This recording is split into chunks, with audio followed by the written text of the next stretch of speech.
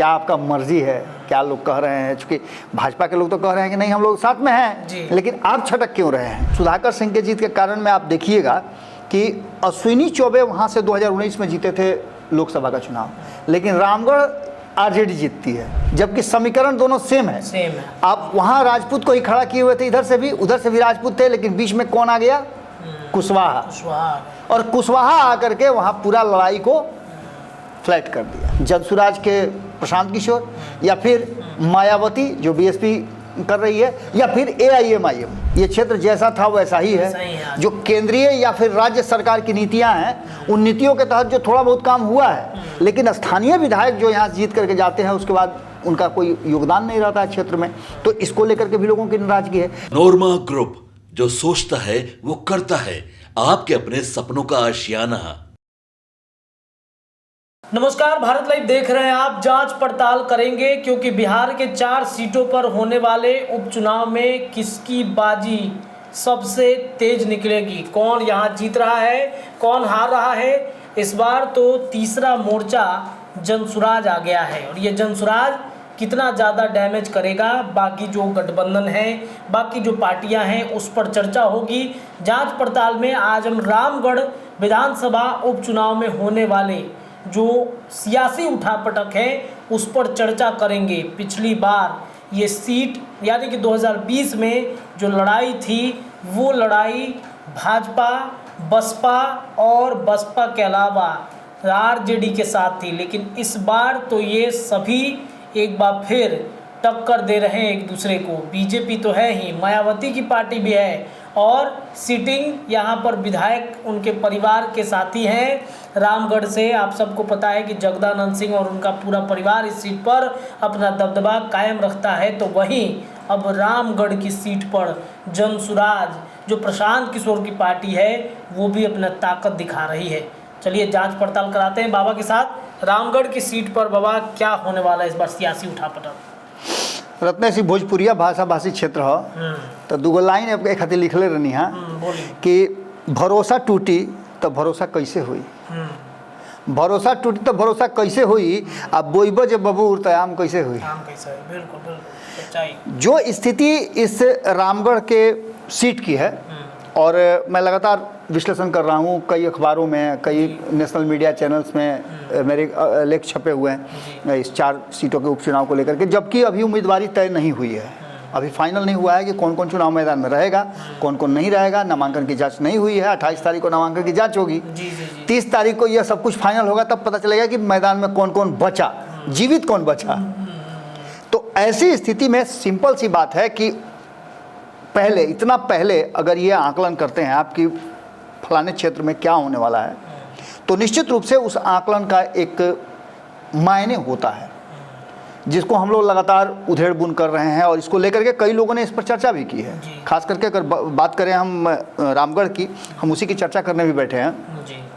रामगढ़ अब तक जातीय समीकरण से बाहर नहीं निकल पाया था। यहाँ का समीकरण यदि आप देखते हैं तो एक बार मेरी बात हो रही थी 2019 के चुनाव में, जब ददन पहलवान दिल्ली में थे, तो मेरी बात हो रही थी कि भाई आप जदयू में हैं। मैं उनको हिला डुला करके चेक करना चाहता था कि जदयू और भाजपा के बीच में सब कुछ ठीक ठाक है, तो कार्यकर्ताओं के बीच में, पदाधिकारियों के बीच में सब ठीक ठाक है कि नहीं। तो मैंने उनसे पूछा कि चुनाव बिहार में हो रहा है, आप बक्सर के रहने वाले हैं, आप जदयू में सपोर्ट कर रहे हैं, जदयू आपकी सपोर्ट कर रही है, तो ऐसी स्थिति में भाजपा जदयू के बीच में जो परिस्थितियां बनी है उसमें यदि आप नहीं आएंगे तो वहाँ तो वोट आपके हिस्से का नहीं मिलेगा। जी। तो बोले कि उसी दरमियान समीकरण के बीच में आए, दिल्ली से पटना आए, मैंने बताया भी कि अश्विनी चौबे को सपोर्ट किया जाए, तो क्या आपका मर्जी है, क्या लोग कह रहे हैं, चूँकि भाजपा के लोग तो कह रहे हैं कि नहीं हम लोग साथ में हैं, लेकिन आप छटक क्यों रहे हैं। तो बोले बाबा हमको भी तो चुनाव लड़ना है, आज नहीं तो कल लड़ना है। लेकिन खैर उन्होंने जम करके वहाँ मेहनत भी किया, सब कुछ हुआ। उसी दरमियान उन्होंने बताया था कि इस क्षेत्र का एक जातीय समीकरण यदि बना करके रखें, तो मैंने कहा था कि वहाँ ब्राह्मणों की संख्या अधिक है, इसलिए ब्राह्मण वहाँ लगातार जीत रहे हैं।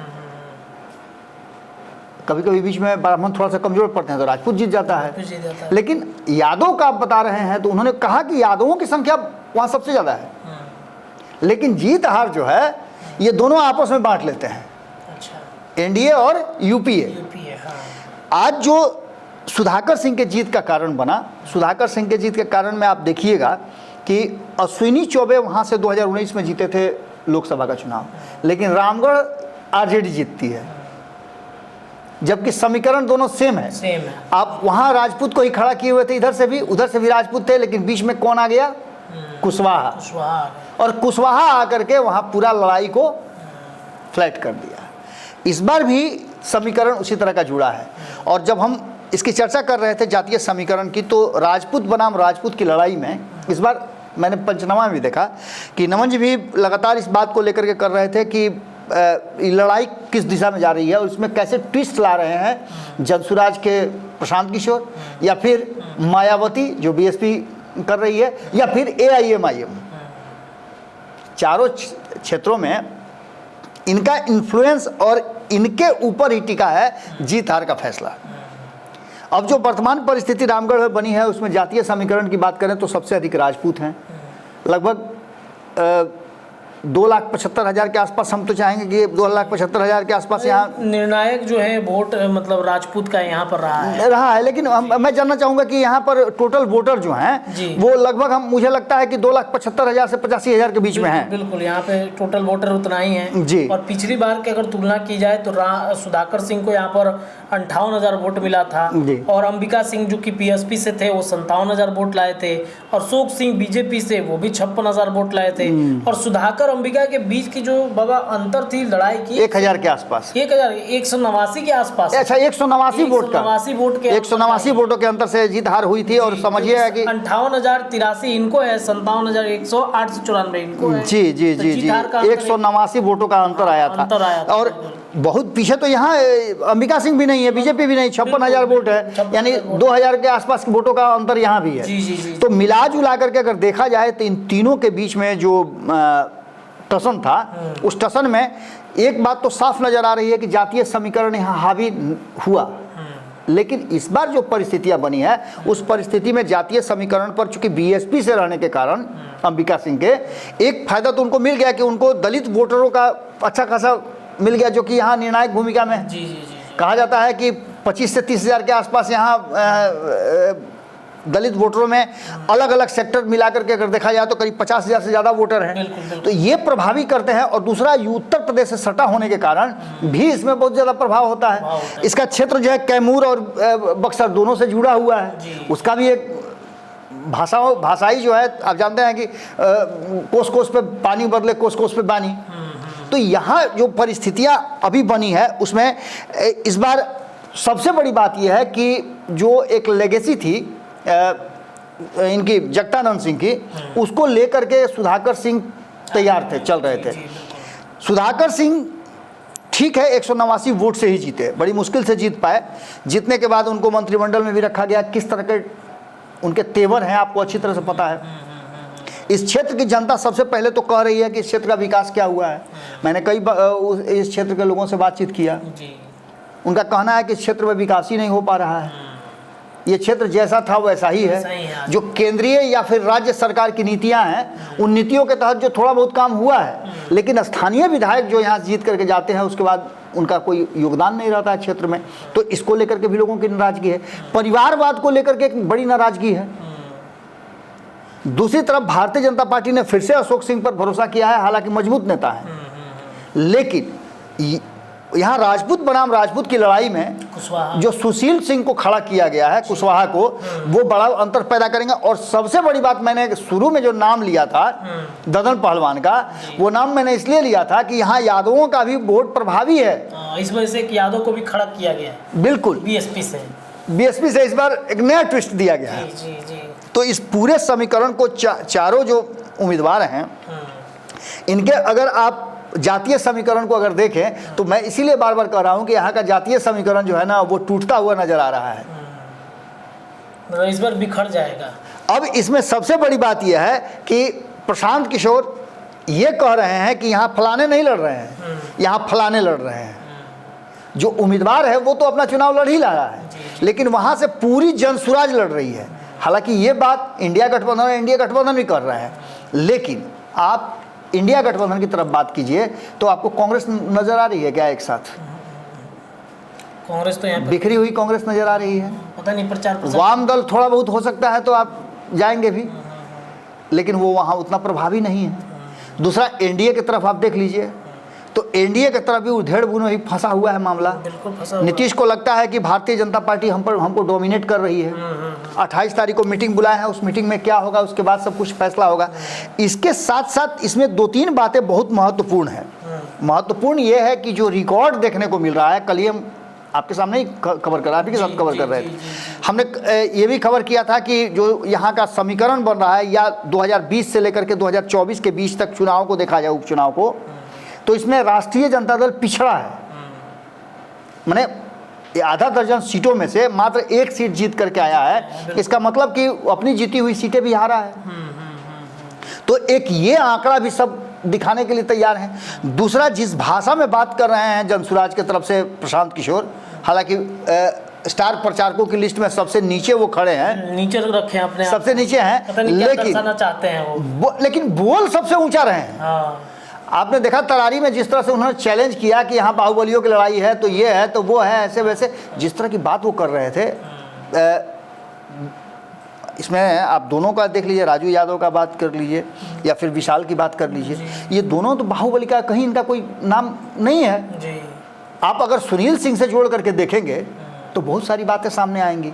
बहुत सारे लोग हैं जो इस तरह का काम करते हैं, लेकिन उनके परिवार के लोग नहीं करते हैं। तो ये राजनीति ना है जी, हर किसी की अपनी व्यक्तिगत आइडेंटिटी होती है। खैर, माफियाओं का राज खत्म करने उतरे। इन सब चीज़ को लेकर के जो प्रशांत किशोर बोल रहे हैं, उसका असर आप समझिए कि पड़ोसी क्षेत्रों में जरूर होगा। और ये वही क्षेत्र है रत्नेश, जिसमें लोकसभा के चुनाव में भारतीय जनता पार्टी का लचर प्रदर्शन हुआ है, यानी कि एनडीए का लचर प्रदर्शन हुआ है। तो ये लड़ाई जातीय समीकरण से अगर थोड़ा सा उछल जाती है, कभी कभी आप मछली जिंदा पकड़ के लाते हैं ना, या जिंदा खरीद के लाते हैं, तो देखिएगा उसमें से कुछ मछली है ना कि इतना पावरफुल होती है कि वो आपके बर्तन में से कूद के बाहर हो जाती है। अगर जातीय समीकरण को तोड़ने की जो बात कर रहे हैं, अब यहाँ आरजेडी इंडिया गठबंधन से अजीत सिंह हैं, बीएसपी से बीजेपी से इसमें अशोक सिंह खड़ा है, ये भी राजपूत समाज से आते हैं। जनसुराज पार्टी से सुशील कुशवाहा हैं, ये कुशवाहा समाज से आते हैं। और कुशवाहा समाज की नाराजगी नीतीश कुमार से भी है, और कुशवाहा समाज की नज़दीकियाँ आजकल बढ़ी हैं राष्ट्रीय जनता दल से। इसका असर क्या होगा, ये भी आकर के कहीं ना कहीं मामला बनता है। और कुशवाहा समाज भी यादव समाज की तरह ऐसा समाज है जो अगर अपना उम्मीदवार खड़ा हो तो उसके जिताऊ उम्मीदवार के पक्ष में वोट करता है। काराकट हमने देखा है, काराकट में जिताऊ उम्मीदवार कौन था, जरा सा कमजोर हुए बीजेपी के कारण, उपेंद्र कुशवाहा। तो वहाँ आपने देखा कि राजा नाम को कैसे आगे निकाल दिया गया। तो ये सारी चीज़ें देखने को मिली हैं। अब जो वर्तमान परिस्थिति बनी है उसमें मायावती यादव उम्मीदवार देकर के इस जातीय समीकरण में एक नया एंगल पैदा करती हैं। तो ये पूरी की पूरी कहानी इस बात की तरफ इशारा कर रही है, और जिसको लेकर के आपने देखा भी होगा कि लगातार कई ऐसे जो नेता हैं राष्ट्रीय जनता दल के, वो ये कह रहे हैं, मैंने सुना था इनके विश्वनाथ सिंह का, वो बता रहे थे कि नहीं एमओआई समीकरण नहीं, बल्कि हम तो ए टू जेड की पार्टी हैं। ए टू जेड की पार्टी जैसे ही कहना शुरू करते हैं राष्ट्रीय जनता दल के लोग, वैसे ही खोजा जाता है कि अच्छा ब्राह्मण कैगो आपके यहाँ मंत्रिमंडल में रखे थे आप, भूमिहार कैगो था, राजपूत को कैगो रखे थे, अच्छा लाला भी आपके यहाँ चुनाव लड़ता है क्या। यानी कि यहाँ पर आप एक्सपोज हो जाते हैं, आपके पास रहते हुए लोगों को आप प्रतिनिधित्व नहीं देते हैं। तो एक यहाँ स्थिति पैदा होती है, और जातीय समीकरण धीरे धीरे टूटना शुरू हुआ है। हो सकता है कि राम मंदिर का जो लहर है वो उस समय नजर नहीं आया हो 2024 के चुनाव में, या फिर अंडर करेंट हुआ भी हो, अब नजर आएगा। लेकिन जिस तरह से गिरिराज सिंह निकल करके और हिंदू को एक करने की फिराक में है, और उस पर नीतीश कुमार चुप है, इसके मायने क्या निकाले जाए। इस लड़ाई में एक तरफ जहां जनसुराज जातीय समीकरण को तोड़ने की बात करके कहता है कि आप अपने लिए वोट कीजिए, अपने बच्चों के लिए वोट कीजिए, आप लालू के बच्चा के लिए वोट मत कीजिए, तो ऐसी स्थिति में आप सिंपल तरह के तरीके से समझ सकते हैं कि रामगढ़ सीट पर जो पेच फंसा हुआ है, जो मामला है, वो मामला जातीय समीकरण से बाहर निकल जाए तो कोई अतिशयोक्ति नहीं होगी। और यहाँ प्रतिष्ठा भारतीय जनता पार्टी को भी बचानी है, जो पिछले चुनाव में तीसरे नंबर पर पहुँच गई थी। सरकार बनाने के बावजूद तो वहीं 189 वोट से जीतने वाली राष्ट्रीय जनता दल, जगदानंद सिंह, सुधाकर सिंह, उनके भाई अजीत सिंह जो चुनाव लड़ रहे हैं, इस पूरे परिवार के लिए एक बड़ा है। और इसमें एक बहुत बड़ा ट्विस्ट का काम करेंगे उन्हीं के परिवार से अमर दयाल सिंह। अमर दयाल सिंह, बिल्कुल। अमर दयाल सिंह ने लोकसभा चुनाव के समय में भारतीय जनता पार्टी ज्वाइन कर लिया है और वो ये कह रहे हैं कि मेरे साथ अन्याय हो रहा है, मेरे पिताजी को किनारा करके, उनके साथ छल करके, धोखा करके जगदानंद सिंह चुनाव लड़े थे और उसके बाद विरासत मेरी है तो उन्होंने अपने बेटे को खड़ा करा दिया, लेकिन अब बर्दाश्त नहीं करेंगे। अमर दयाल सिंह कमर ठुक, जगदानंद सिंह के भतीजे हैं अमर दयाल सिंह, भतीजा है। आपसे तो उनकी बिल्कुल, उन्होंने आपसे कहा भी था कि आप ऐसे कैसे चला रहे हैं भाई, हम भी उसमें हैं, जो उनके परिवार के सदस्य हैं, आप आधी सच्चाई बता रहे हैं। पूरी सच्चाई उन्होंने हमारे चैनल पर बताया था। बिल्कुल, बिल्कुल। और अब जो वर्तमान स्थिति बनी है, हो सकता है कि राजपूत समाज से जो अशोक सिंह को मौका दिया गया है उसमें अमर दयाल सिंह की भी भूमिका बड़ी हो जाए। तो ऐसी स्थिति में इस जातीय समीकरण में राजपूत बनाम राजपूत में कुशवाहा और यादव एक नया ट्विस्ट पैदा कर दे तो कोई बड़ी बात नहीं होगी। और यहाँ परिणाम में दोनों जो गठबंधन है, बड़े गठबंधन है, जिनको आमने सामने होना चाहिए था, वो बुरी तरह से फंसे हुए हैं। तो रामगढ़ का ये स्थिति है इस वक्त। बिल्कुल। चलिए देखिए, तो रामगढ़ का जांच पड़ताल हम कर रहे थे चूंकि उपचुनाव है और यहाँ पर चतुष्कोणीय मुकाबला बाबा कह सकते हैं। बिल्कुल। चारों तरफ से घेरने की तैयारी चल रही है। यहाँ पर जो सफल उम्मीदवार हैं, क्या होता है ये तो 23 नवंबर को पता चलेगा, लेकिन लगातार इस पर जांच पड़ताल जारी रहेगा। अब ये रामगढ़ से शुरुआत हुई है, बाकी 4 सीटों के जांच पड़ताल में आगे हम जुड़ेंगे। फिलहाल के लिए इतना ही। देखते रहिए भारत लाइव। धन्यवाद। आपके सपनों को हमने सजाया है, ई होम्स पैनोरमा को हमने बनाया है। ई होम्स मेरा एक सपना था जिस पे मैं पिछले 4 साल से काम कर रहा था। हमने जो बनाया है वो सबने है माना। ई होम्स पैनोरमा में हो आपका भी आशियाना। और फाइनली हमने 2021 में इस प्रोजेक्ट को लॉन्च किया। बहुत लोग अप्रिशिएट कर रहे हैं कि पूर्णिया जैसे शहर में, बिहार के, एक तो बिहार की बात करें उसमें भी पूर्णिया जैसे छोटे जगह में इस तरह का लाइफस्टाइल देना, ये सुन के हम लोगों को बहुत अच्छा लगता है। ई होम्स में हमने कुछ और भी किया है, जैसे हम जिस जगह में रह रहे हैं हमारे फैमिली सिक्योर हो, उनको सिक्योरिटी का ध्यान में रखा है। आपकी सुविधा और सुरक्षा आपके लिए खास है, ये आपका विश्वास है। इसमें आर्टिफिशियल इंटेलिजेंस का 7 लेयर सिक्योरिटी का हमने इस्तेमाल किया है। लस ग्रीन कैंपस को बनाया है। यदि हमारा बाउंड्री वाल है तो वो वर्टिकल गार्डन है। ये जितनी भी फैसिलिटी होता है एक इंटरनेशनल टाउनशिप में ई होम्स है, ये हम लोग विश्वास नहीं कर पा रहे हैं। जो भी हमारे मित्र, दोस्त या जो भी हमारे बाहर के बाहर आते हैं तो हम लोगों को बहुत अच्छा सुनने को मिलता है और बहुत अच्छा क्रेडिट मिल रहा है। वो सारा हमने सिर्फ एक बिल्डिंग नहीं बनाया, हमें एक बहुत अच्छा लाइफस्टाइल दिया ई होम्स में, और मेरा एक सपना था जिसको मैं आज फुलफिल होते हुए देख पा रहा हूँ। ये आपका आवास है। ई होम्स पैनोरमा में अब आपका निवास है। E homes Panorama, luxurious lifestyle redefined.